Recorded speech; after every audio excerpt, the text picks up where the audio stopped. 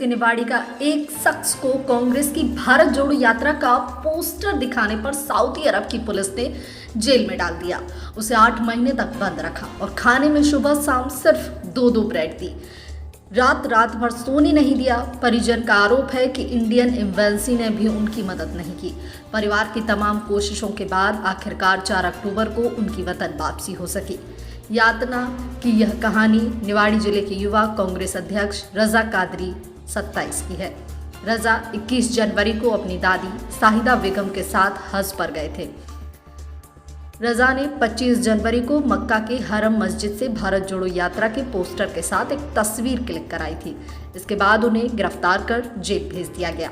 रजा ने मीडिया से बातचीत में बताया कि भारत की एक पॉलिटिकल पार्टी के आईटी सेल ने उनके खिलाफ सऊदी की इंटेलिजेंस एजेंसी को कई मेल किए, जिसके बाद वहां की पुलिस ने उन्हें पॉलिटिकल एजेंट के तौर पर दिखने लगी। बातचीत में रजा ने कई चौंकाने वाले खुलासे भी किए हैं। मैं यहाँ से 21 जनवरी को उम्रे के लिए अपनी दादी के साथ गया था। 22 तारीख से लेके 25-26 तारीख तक मैंने उम्रा किया। 26 तारीख को गणतंत्र दिवस के अवसर पर जो मेरा एजेंट था उसने तिरंगे के साथ फोटो निकाली और भारत जोड़ो यात्रा के स्लोगन के साथ फोटो निकाली। क्योंकि मैं कांग्रेस को सपोर्ट करता था तो मैंने उसके साथ भारत जोड़ो यात्रा के पोस्टर के साथ फोटो निकाल ली। लेकिन किसी कारणवश वो फोटो वायरल हो गई और बहुत ज़्यादा वायरल हुई, जिसकी कंप्लेन बीजेपी आईटी सेल वालों ने वहाँ पे सऊदी में की और मुझे एक पॉलिटिकल एजेंट की तरह रिप्रेजेंट किया। यहाँ से मेरी फेसबुक वगैरह आईडी वगैरह से जो आंदोलन वगैरह के वीडियोस होते हैं, फोटोज़ होते हैं, जो बड़े लीडर्स के साथ कुछ पिक्चर्स थे, वो सब वहाँ पर शेयर किए और एक पॉलिटिकल एजेंट की तरह रिप्रेजेंट किया मुझे वहाँ पर। और उसके बाद जब मुझे पकड़ा गया तो उसके बाद 2 दिन तक मुझे पुलिस स्टेशन में रखा गया। पुलिस स्टेशन में रखने से पहले जिस दिन मुझे पकड़ा गया था उस दिन मैं छोड़ने के लिए भी बात हुई कि वो लोग मुझे छोड़ देंगे। और उन्होंने जो वीज़ा कंपनी से एक लेटर मांगा या आज किसी सऊदी के बंदे को बुलाओ। मैं वहाँ पे किसी को नहीं जानता था।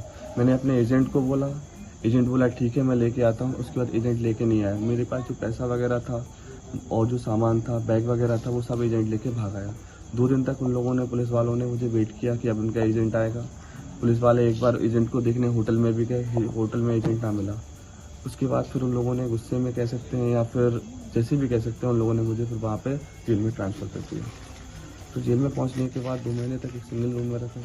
तहकीक चली। तहकीक के बाद मुझे 4 लोगों, जो मेरी थोड़ी हालत तबीयत ख़राब हुई तो डॉक्टर ने सजेस्ट किया, तो डॉक्टर के सजेशन पे उन लोगों ने मुझे 4 लोगों के साथ रख दिया। 4 लोग जो थे वो अलग अलग कंट्रीज़ के थे। ना किसी की भाषा समझ में आती, जो भी बात होती इशारों में होती। गुमों की तरह अपन उनसे बात कर लेते। इशारों में खाने पीने का, सोने का, नमाज का, इस तरीके से पूछ पाछ के अपना काम चलता था। फिर इसके बाद वहाँ पे 6 महीने और रहा। फिर उसके बाद मुझे अलग जेल में भेज दिया, डिटेक्शन सेंटर में। वहाँ से फिर मुझे यहाँ पे लीव करके इंडिया भेज दिया। परिवार वाले काफ़ी ज़्यादा परेशान हुए, लेकिन कहीं से किसी ने मदद नहीं की।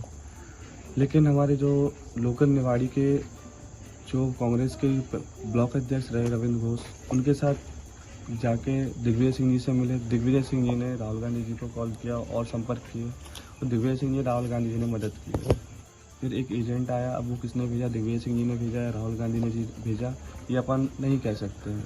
उसने पूरा पेपर वर्क कंप्लीट कराया और जो भी मदद थी उसने की और मुझे इंडिया तक लेके आया। सर जी, क्या आप मानते हैं कि भारत जोड़ो यात्रा का जो झंडा आपने वहाँ पर दिखाया है, इसी कारण आपको वहाँ जेल में डाला गया? मुझे अब क्या कहते हैं कुछ समझ में नहीं आता कि भारत जोड़ो यात्रा वहाँ पे कोई ज़्यादा इशू नहीं था। ये कह सकते हैं कि एजेंट ने जो डॉक्यूमेंट्स रिप्रेजेंट नहीं किए, इस वजह से उन लोगों ने मुझे लेट कर दिया।